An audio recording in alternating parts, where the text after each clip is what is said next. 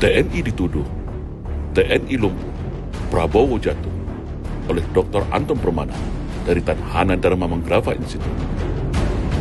Ada istilah klasik dalam dunia intelijen yang menarik untuk kita bahas kembali, yaitu kalau ingin memenggal kepala Garuda, maka kalian harus tumbangkan dulu si penjaga Garudanya.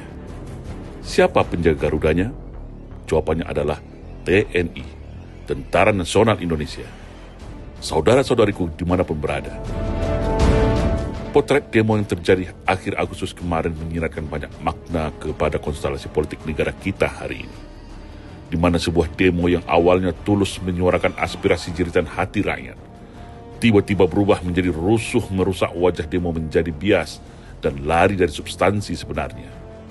Anehnya lagi, tuntutan demo pun berubah arah ketika rusuh terjadi di mana-mana.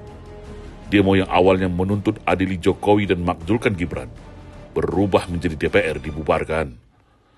Demo yang awalnya minta reformasi Polri dan ganti Kapolri, berubah menjadi tuntutan kembali ke barak pada TNI. Demo yang awalnya tulus untuk suara keadilan, berubah menjadi tuntutan pesanan. Tidak hanya puas sampai di situ. Tak ada angin, tak ada badai. TNI tiba-tiba yang dituduh sebagai dalang rusuhnya. Dengan narasi-narasi provokatif dan data cocoklogi penuh dengan nada kebencian dan tensius kepada TNI. Tapi begitulah nasib TNI, dan resiko menjadi penjaga kedaulatan bangsa dan negara ini.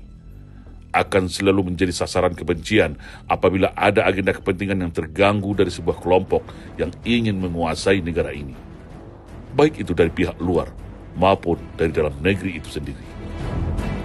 Hanya ada dua dalam sejarah kelompok pembenci TNI di dunia ini, yaitu pertama, kelompok anak cucu PKI yang begitu dendam kesumat pada TNI, karena TNI bersama rakyat berhasil menggagalkan kudeta PKI pada tahun 1965 yang lalu. Dan yang kedua adalah para agen dan aktivis pro-liberal hasil cuci otak didikan Barat, yang atas nama HAM dan demokrasi, sampai kapanpun tidak ingin ada TNI di dalam kekuasaan. Mesti mereka tahu, politik TNI dalam kekuasaan adalah politik negara sebagai penjaga burung Garuda.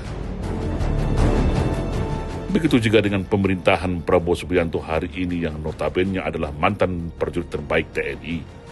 Sentimen dan kebencian terhadap TNI semakin menjadi-jadi. Walaupun dalam 10 tahun pemerintahan sebelumnya, TNI boleh dikatakan dianaktirikan, bahkan sedikit dimarginalkan. Kelompok ini sangat tahu bahwa TNI adalah stabilisator dan penopang utama kekuatan politik Prabowo, termasuk dalam pemberantasan korupsi, di mana TNI membackup penuh Kejaksaan Agung yang membuat banyak pihak aparat yang selama ini jadi backup kejahatan tidak berkutik lagi, termasuk di dalamnya para mafia migas, mafia tambang, mafia kebun sawit, mafia judol, bahkan mafia narkoba sekalipun disikat TNI, termasuk para elit pemerintahan itu sendiri. Artinya, selama masih ada TNI di samping pemerintahan Prabowo, jangan harap kelompok ini bisa berbuat banyak.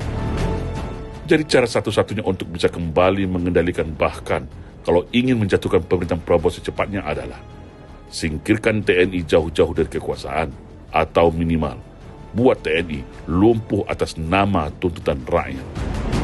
Jadi wajar apabila TNI yang dituduh-tuduh, difitnah, dicaci maki oleh dua kelompok tadi menggunakan cover adik-adik kita dari mahasiswa.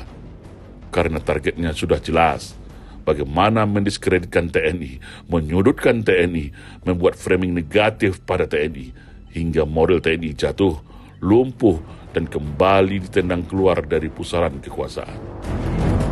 Tujuan utamanya agar kalau TNI sudah lumpuh tak berkutik lagi, maka dengan sangat mudah mereka menjatuhkan Prabowo kapan saja. Lalu naiklah sang putra mahkota Gibran menjadi penggantinya. Sebagaimana dulu Pak Harto turun, Habibie yang naik, atau Gus Dur yang turun, Megawati yang naik menggantikannya. Sudah paham bukan bagaimana permainan ini? Kenapa TNI dituduh dalam kerusuhan kemarin? Inilah dinamakan politik, guys. Tak ada kawan yang abadi, yang ada hanya kepentingan. Jas merah, jangan pernah melupakan sejarah. Kita selalu wajib waspada. Salam Indonesia Jaya.